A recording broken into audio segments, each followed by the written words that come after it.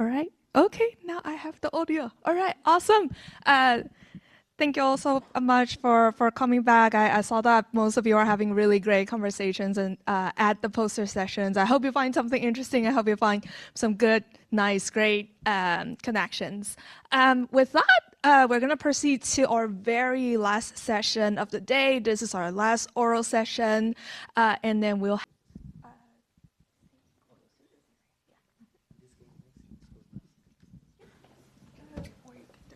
This is better. Hi all, let me start the timer. I'm Sadra, CS PhD third year here. I asked Gemini to create this image and put the Freudian famous couch there.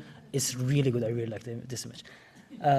But LLMs are getting into our lives more and more, especially the domains which have higher stakes like the therapy domain.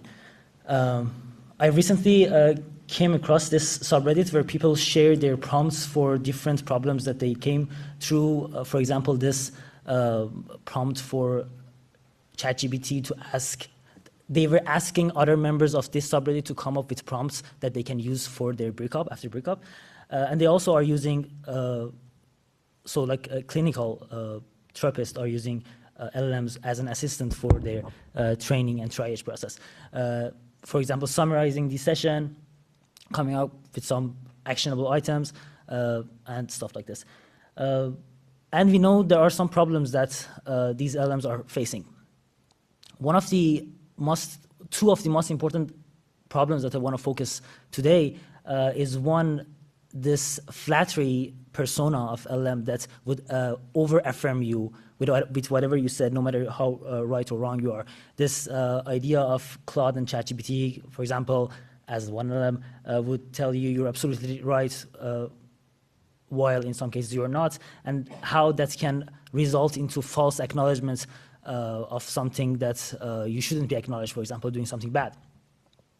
And also this a specific tone that they use, human tone for conversation, that can result into emotional attachment, and that can, in the long term, result into disastrous case. For example, this character.ai case where this teenager ended up doing a suicide because of this conversation, or this emotional attachment that he had with Daenerys Targaryen character, basically. Here in this research, we're looking at this problem differently. We're asking what if, so we know that annotators, no matter how expert they are, use proxies for annotations, and especially if this task is like high cognitively loaded, these proxies are more useful, more used. And we are here asking what if these proxies in therapy domain are actually these things that we are fearful of, or human tone, or are this sycophancy. In a way, we are asking what if human expert annotators, in this case therapists, would proxy pass a harmful response, for example, just because of the tone. This can happen both in the training case for the post-training of the model, when you have used annotations as a signal for getting into better LLMs, and also in moderation cases where you get that action item and you want to send that to the patient or not. Sorry for this slide. I really tried to change it, but didn't. First, I wanted to start with this idea of, okay, let's see how different LLMs and human therapists answer therapy questions, to see in the first step, are they actually different or not.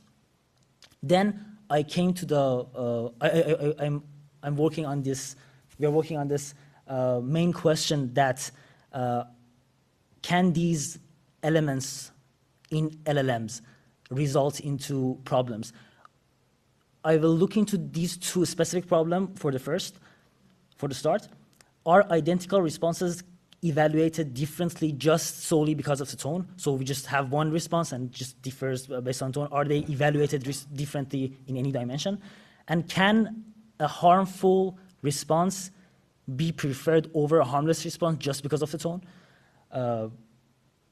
And finally, if we find some differences or some signals which shows problems, can we mitigate these problems using, or like these, let's say, correcting biases that can happen because of those elements in LLMs using the mitigation strategies. Sorry for this slide again. I should have to answer the first research question, how LLMs and human therapists answer things differently, answer therapy questions differently, we are using ConsultBench, which was the data set that has been presented here today. It includes 100 questions and human therapists and LLM responses to those questions. We are using a score called HOMT and Society that can, I wouldn't go deep into those scores, but basically they're language model based scores that can give you how human tone the text is and how socially close the text is, how warm the text is, and blah blah. And based on these items in the right, we are defining something called sequency composite score, for example, which is the normalized sum of warmth and closeness minus the social status, meaning that if the text is give you the warmth tone and looks more like socially close to you, and also is coming from a low social status, it is ideally it is more sycophantic by the definition, or like more flattery by the definition. And we also are using a flattery rate, which is how many affirming words are being used per 100 words. This is the results for the human tone score. We found that GPT-4, for example, shows significantly higher human tone than humans. So they are trying too hard to look like humans in the therapy context, at least. This one you should take it with a grain of salt. That's why I have salt in the middle. Using the sycophancy score, we saw interesting phenomena here that although in the right you have fairly similar score for the rate of flattery word usage in human and LLM responses, when you're using the composite score, human score is much lower, meaning that my interpretation of this result is that human therapist knows how to use nice word, but do not be super nice or super affirming. And this is something that LLM doesn't know. LLMs learn them in the, like they cannot distinguish. My hypothesis is that they cannot distinguish between these two, context level and surface level phenomena. And again, we saw that we should explore these two phenomena, human tone and social and sycophancy, at the same time, because presence of both of them matters, not only one of them. That's why we're studying them at the same time. We started from, this is the current step of ours. We started from the American Psychology Association ethical code and identified these three categories, which probably had to do more with conversation that and AI, the failure modes that conversation with AI can reach to, and designed in a way these two categories of scenarios, one related to crisis management of those two standards, and also the conversation, and we are trying to create like a semi-taxonomy of seed scenarios, and then trying to create some conversations with LLM, which look like the slide that I skipped, and using stimuli for flatteriness and human tone. We want to change responses under these two dimensions: more human tone, less human tone; more flattery, less flattery, and have these four arms, and asking the expert annotators, in this case therapists, to rate them using different subjective and objective factors. One of the underlying research questions that can appear here is that realizing the sensitivity that measures that is being used for the annotators to these changes. There's a nice Nature study that has shown the inter-rater agreement between experts and crowds and LLMs in this domain, and I wanted to also realize the sensitivity of these measures on our stimuli, and answering the question, the main two questions, that are identical responses evaluated differently based on tone, and can harmful response proxy through the check just because of tone over the harmless response. And that's all. We are currently at the stage that I showed in the last slide. If we find a signal that things are wrong, we should figure out how to mitigate this using cognitive bias strategy. If you wanted to contact us or see examples of the data set, QR code, scan this QR code, and I will answer the questions in the session that Angela mentioned.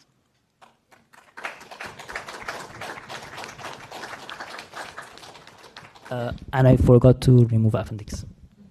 This is the appendix, and then this is the next slide.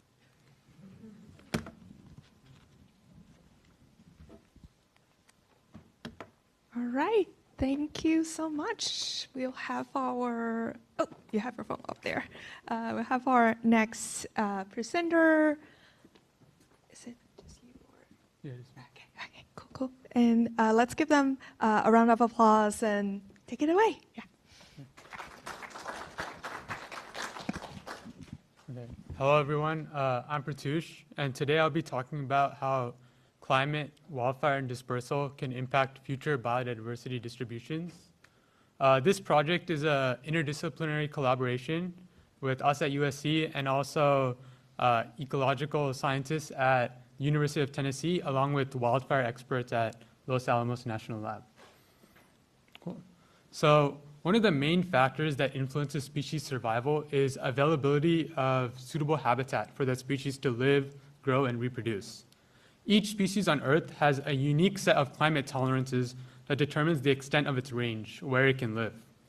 As climate changes, species may move, gain, or lose habitat based on changes in these climatic variables.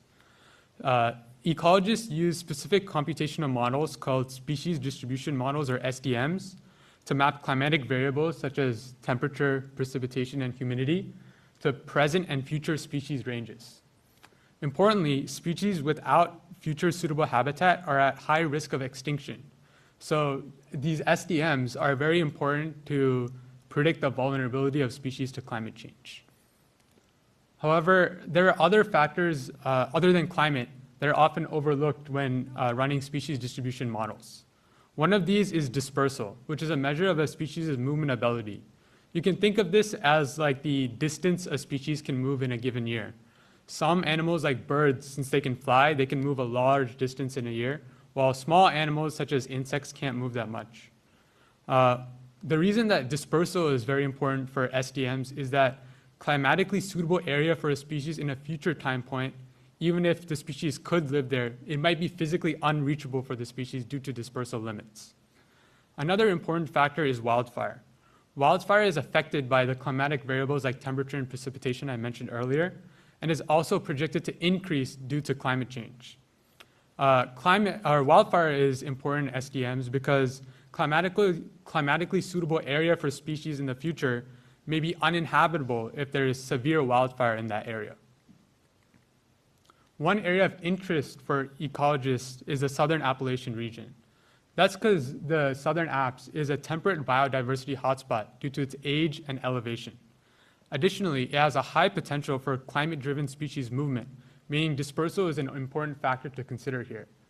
Finally, the Southern Apps has been predicted to have a high increase in wildfire over the coming decades due to climate change.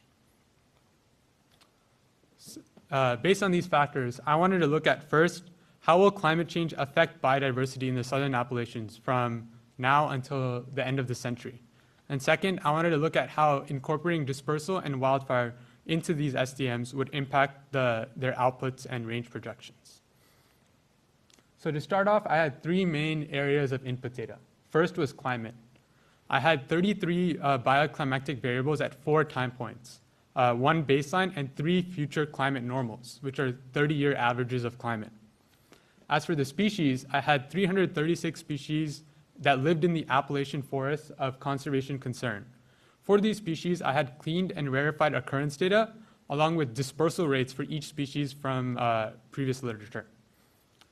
For wildfire, I had wildfire projections in the southern Appalachians on a yearly basis from 2011 to 2100.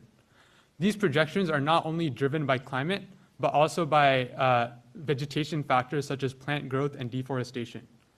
Along with the presence of fire at each pixel, I also had a per pixel severity of the fire given by the differential normalized burn ratio, or DNBR.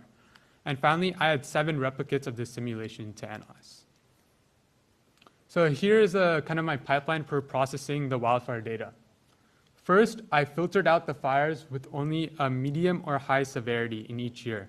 That means the DNBR was over 270.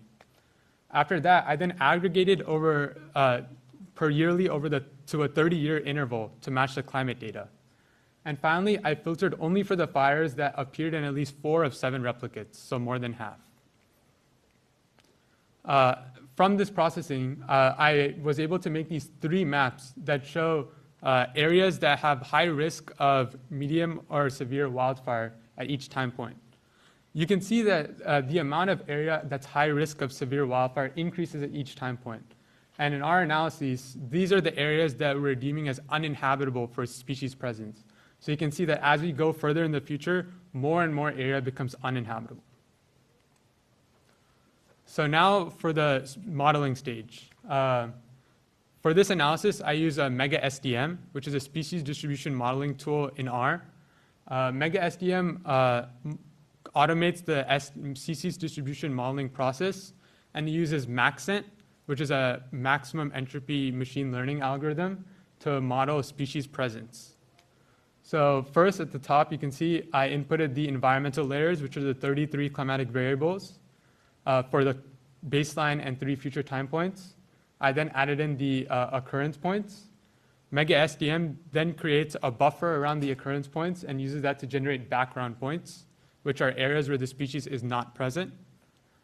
Those are then fed into MaxEnt, which creates habitat suitability maps, which show the presence and absence of the species at current and future time points, considering only climate. So these are the results only considering climate limitation. Looking at the middle graph, you can see that a lot of species gained area and a lot of species also lost area. However, looking at the species richness, which is the number of species overall in the study area, that remained fairly constant over the around 110 years we're looking at.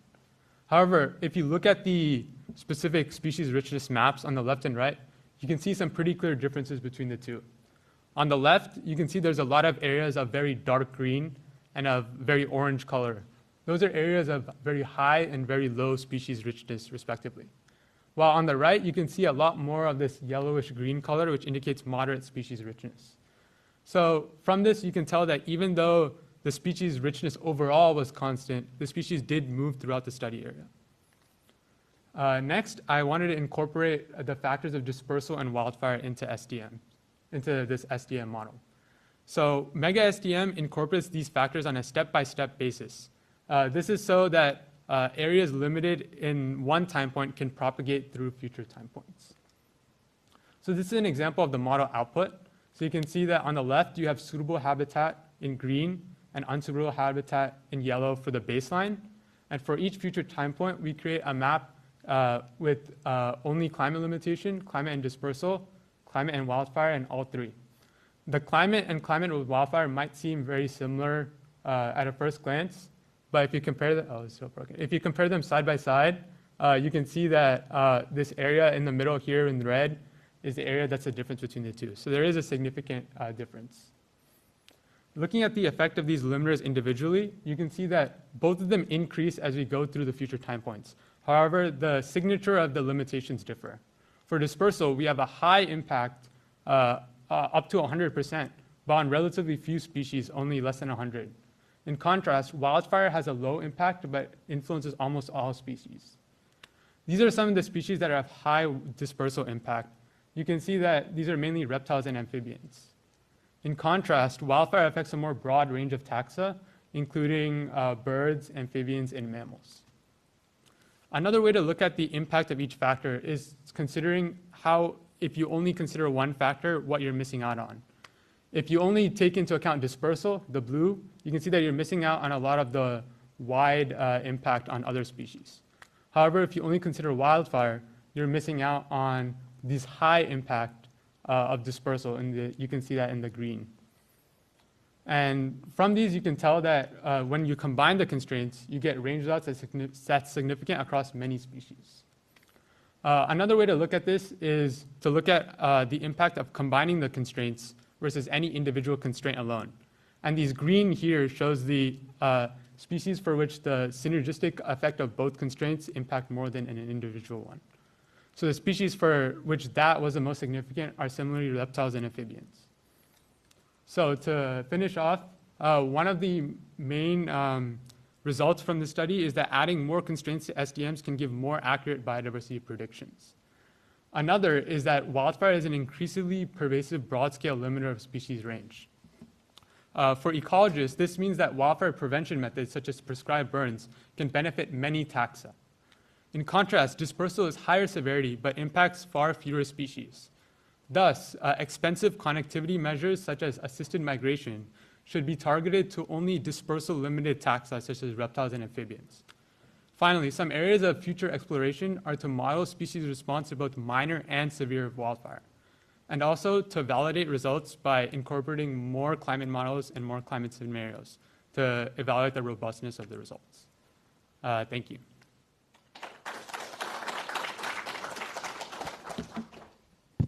Thank you so much. With that, we will have our last but certainly not the least, Hannah again on stage to present, to give another presentation on wildlife monitoring. Thank you. Thank you for the introduction, Angel. So my name is Hannah Murray. I'm a third-year PhD candidate here at the Center for AI and Society. And I'm honored to be closing out ShowCAIS today by introducing a new study that we've been working on, which is how we're using optimization to get more accurate animal population estimates under budget constraints. So if you are an ecologist and you have a species of interest that you're studying, biomonitoring is going to be essential for you. And this is because this is how you get your accurate species population counts. And it's going to help you quantify the ecosystem health and also help guide your conservation management strategies. But counting animals is a very, very challenging task. So what most ecologists do is deploy camera traps, which is what this image here is on the right. And these are essentially motion-activated sensors that will capture photos of your target species as they walk in front of the camera. But you obviously cannot deploy these cameras everywhere. They are expensive. So the key question is if I can only get a certain subset of cameras, where do I place them so I can get the most value of the information that they provide? So you have camera trap images, but how do you actually get population estimates? It's not as simple as just counting the number of images that you take. So if this is your study area on the map on the left, imagine that all of the blue dots are your camera traps. So these species observations, which are represented by the orange circles, are going to be these camera trap images that you see on the right. So these are some examples of what these images can look like for grizzly bears in this study area. So then these species observations are aggregated into what we call capture histories, which are records of which animals were captured by which traps at which time period. And we repeat this process over multiple time periods, and together these aggregated capture histories are fed into what we call a spatial capture recapture model, which I'll refer to as a seeker model for the remainder of the presentation. And the seeker model is ultimately what gives us the population estimate. So these seeker models take into account two different probabilities when trying to estimate the density and population counts. And the first is the probability of an activity center. So an activity center is essentially your animal's home base. And the probability of an animal having a home base is dependent on the environment that it's in and how that animal responds to those environmental covariates. So 2 examples of this that'll come up in a case study I'll present later are percent tree cover and the human footprint index. The second probability that the seeker models take into account is the probability of detection. So seeker models assume that the likelihood of capturing a given animal depends on how far that camera trap is from their home base. So if you were to place a camera trap directly in the middle of an animal's activity center, that baseline detection probability is our G0 parameter, and it will eventually scale down to 0 as the distance between the trap and the home base increases by our spatial scale, sigma. So together, these probabilities are what the seeker model uses to get our density estimates per location within our study area. And when you add all of these densities, that's where you get the population count. So most ecologists currently just deploy their camera traps in a grid-based fashion. So they'll divide their study area into squares and then just plop a camera in each of those squares. And they're also highly opportunistic. So they are likely to only deploy cameras in areas that are readily accessible by humans, so especially along hiking trails or roads. So we questioned if we could potentially do better than just this grid-based design. I will caveat with this that we are not the first to think about developing a smarter strategy for deploying camera traps, but there are still some flaws with this approach. So I've already talked about the uniform deployment, and this uniform deployment assumes 0 knowledge of how your animal responds to the environment and also 0 knowledge of what that animal's G0 or sigma parameter could be. So the existing algorithmic approach to solving this problem uses genetic algorithms, but this has the opposite problem. They assume perfect knowledge of how that species responds to the environmental covariates and for the spatial parameters. But having perfect knowledge of these parameters is highly unlikely, and if you use a genetic algorithm based on these parameters to get an optimized layout, the subsequent population counts you get from those images is likely to be inaccurate. So we not only adopted this genetic algorithm to handle a multiple set of parameter values, but we also are going to develop and introduce a new method using greedy algorithms that can take in and considers a range of plausible parameter values. So this was our methodology. We first gather from existing literature these parameter ranges for our habitat covariates and our G0 and our sigma values. And we generated 300 representative samples from these sets and split them into 2 groups, set A and set B. We then simulate as if those parameter values were the ground truth values, what types of species observations and capture histories would we see? So with these capture histories, we then feed in to our optimization model where we're optimizing specifically on just parameter set A. And we do this for both our new modified genetic approach and for our new greedy approach. And then we evaluate the layouts using seeker models on parameter set B. So I've been talking a lot about this new greedy approach.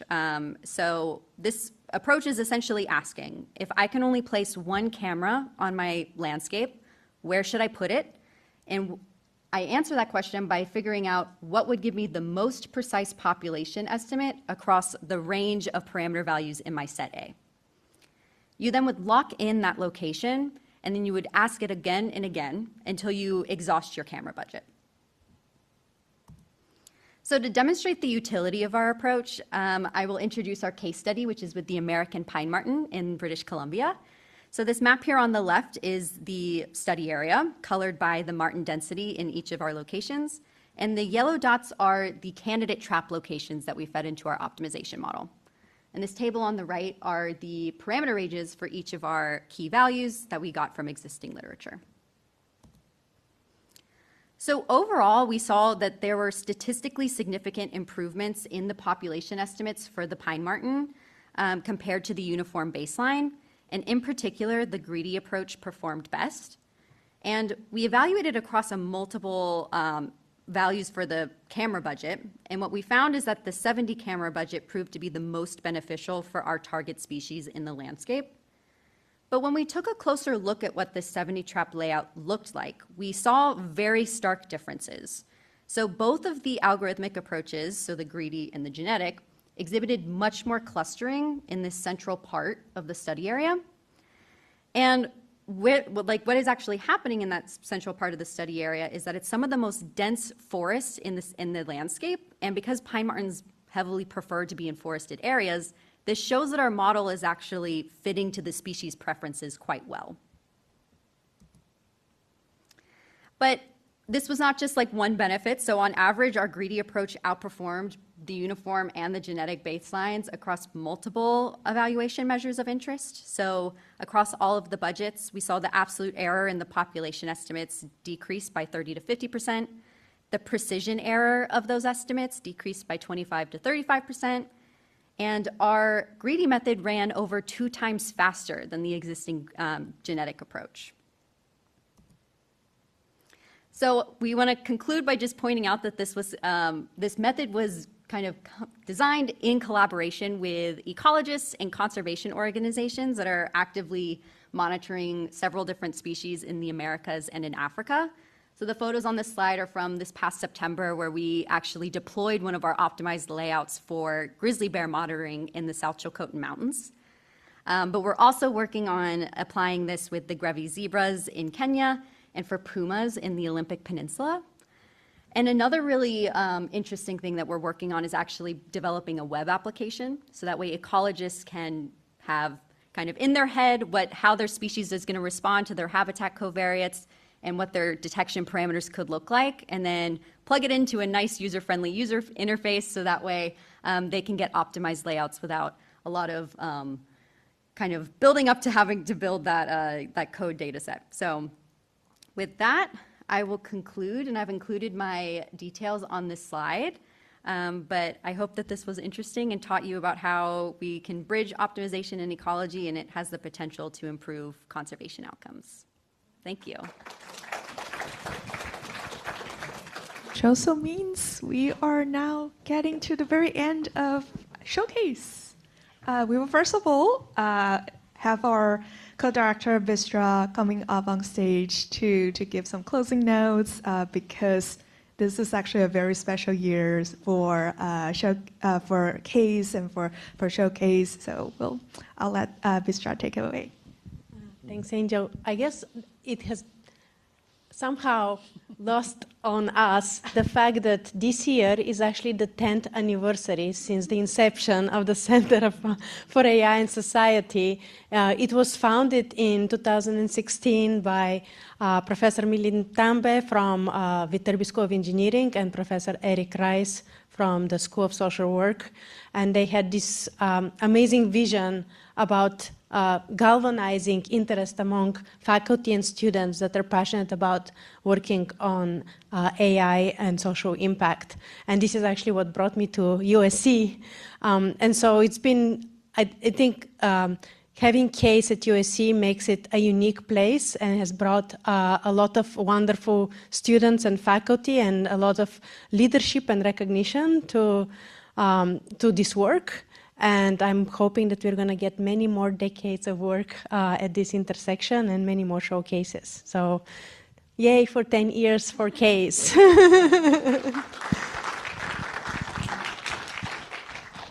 So adding on to that, yeah, like Vistra mentioned, it was started by faculty from Viterbi and social work.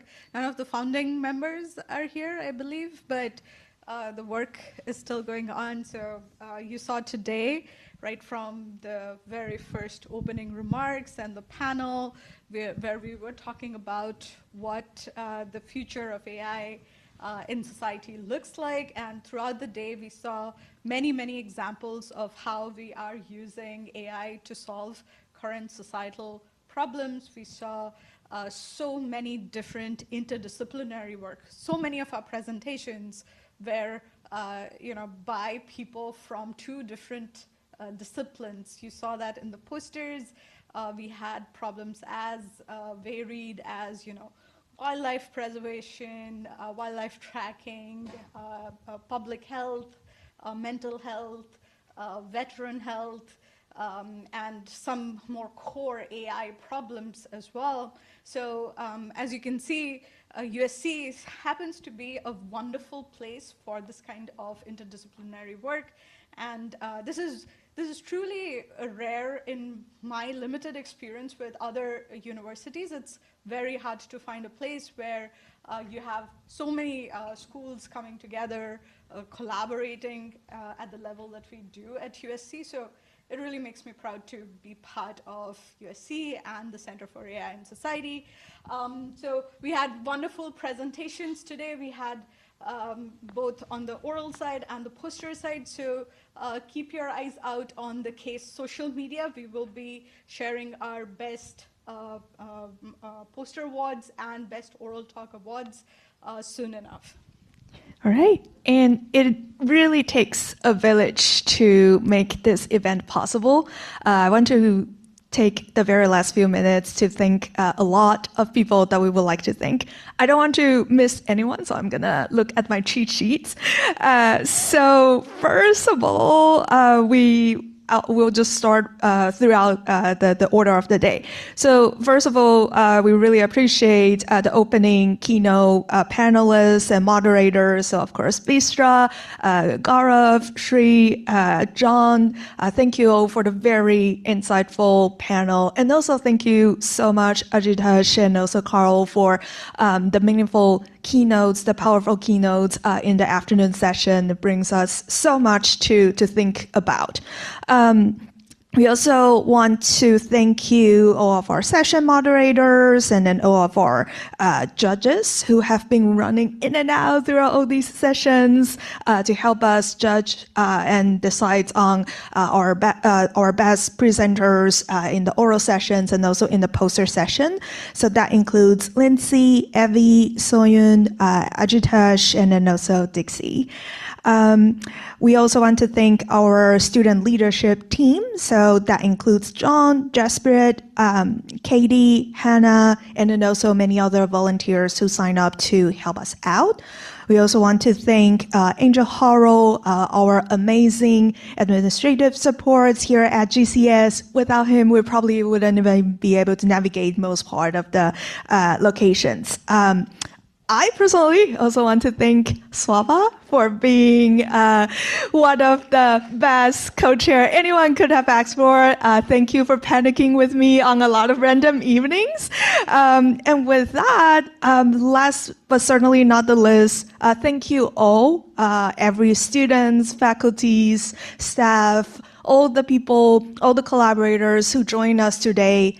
Truly, without you, ShowCAIS wouldn't even be possible without all of your amazing work, your curiosity, and your passions about building AI that is genuinely great and good for our society.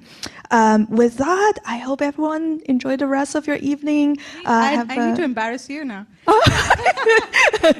Thanks to Angel, and she's like a perfect moderator. I loved how she silenced everyone's phones in the beginning of that second session. So, but in all seriousness, this is a joint effort. Bistra has been very, very involved with the organization of this event. A lot of you thanked me or Angel throughout the day, but behind the scenes, Bistra and John have been helping out a lot.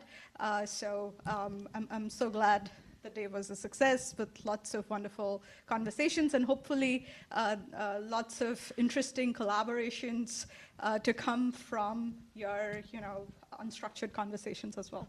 Yeah, and with that, I hope everyone have the rest great evening and nice weekend ahead. And we hope to see many, many of you again next year. Thank you.